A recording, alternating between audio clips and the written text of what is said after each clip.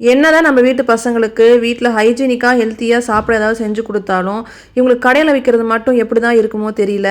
பெரியவனுக்கு night tuition முடிஞ்சால் அவனை பிக்கப் பண்ணிக்கிட்டு இந்த கடை வழியாக கிராஸ் பண்ணி தான் வீட்டுக்கு போவோம். போகிறப்பெல்லாம் வந்து இந்த கடையில் வேஃபுல் வாங்கி சாப்பிடணும் அப்படின்னு எனக்கு கேட்டுக்கிட்டே இருப்பான். நான் நாளைக்கு போகலான்னு சொல்லி அப்படியே ஏமாற்றி விட்டுட்டேன். இன்றைக்கி வந்து என்னை விடவே இல்லை, நீங்கள் என்னை கூட்டிகிட்டு போயே ஆகணும் அப்படின்ட்டு 2 பேருமே கேட்க ஆரம்பிச்சிட்டாங்க. சரின்ட்டு வேஃபுல் வாங்கி கொடுத்துட்டேன். பக்கத்தடிக்கு பாயாசங்கிற மாதிரி நானும் அப்படியே ஒரு வேஃபுல் வாங்கி சாப்பிட்டுக்கிட்டேன். நான் கொஞ்சம் சுகரெல்லாம் கொஞ்சம் கம்மியாக சாப்பிடுவேன். எனக்கு அது கொஞ்சம் ஓவர் ஸ்வீட்டாக இருந்த மாதிரி இருந்துச்சு. பட் பசங்களுக்கு எல்லாமே பிடிச்சிருந்தது. அடுத்த நாள் ஆஸ் யூஸ்வல் மார்னிங் ரொட்டீன். காலையில் பிரேக்ஃபாஸ்ட்டுக்கு எனக்கு ஹஸ்பண்டுக்கு மட்டும் இந்த ராகி தோசைக்கு எல்லாம் மிக்சிங்லாம் பண்ணிக்கிட்டு இருந்தேன். பசங்களுக்கு இந்த ராகி தோசையெல்லாம் வேண்டாம் அப்படின்ட்டாங்க. நார்மல் ஒயிட் தோசையே வந்து போதும் அப்படின்ட்டாங்க. அதனால் அவங்களுக்கு மாவு தனியாக இருக்குது.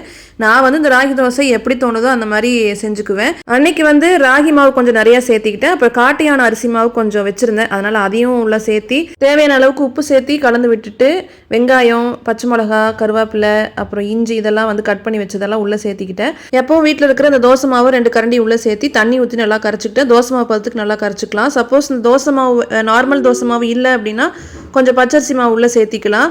எல்லாம் செஞ்சு இந்த மண்டையில் இருந்த கொண்டையை மறந்துட்டேங்கிற மாதிரி எல்லாம் கலந்து வச்சதுக்கப்புறம் சீரகம் போடலை அப்படிங்கிறது அப்போ தான் ஞாபகம் வந்துச்சு.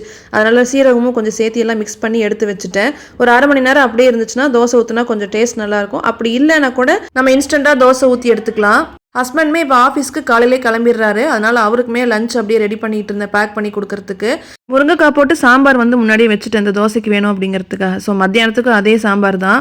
30 வயசுக்கு மேலே ஆனாலே நம்ம டேஸ்டியாக சாப்பிடணும் அப்படிங்கிறத குறைச்சிக்கிட்டு கொஞ்சம் ஹெல்த்தியாக சாப்பிடணும் அப்படிங்கிறத நிறைய நினச்சிக்கணும். ஸ்டார்டிங்கில் இந்த மில்லட்டில் இருக்கிற ரெசிபீஸ்லாம் சாப்பிட்றதுக்கு எனக்கே கொஞ்சம் கஷ்டமாக தான் இருக்கும். பட் போக போக பழகிடுச்சு. அப்படியே ஹஸ்பண்டுக்கு லஞ்ச் பாக்ஸுமே பேக் பண்ணிட்டேன். சாம்பார் போட்டு மிக்ஸ் பண்ண சாப்பாடு, அப்புறம் தயிர் சாப்பாடு, அப்புறம் ஒரு பாக்ஸில் வந்து பப்பாளி, அப்புறம் இன்னொரு பாக்ஸில் கேரட் பொரியல். வேற ஒரு வீடியோவில் பார்க்கலாம். டாட்டா.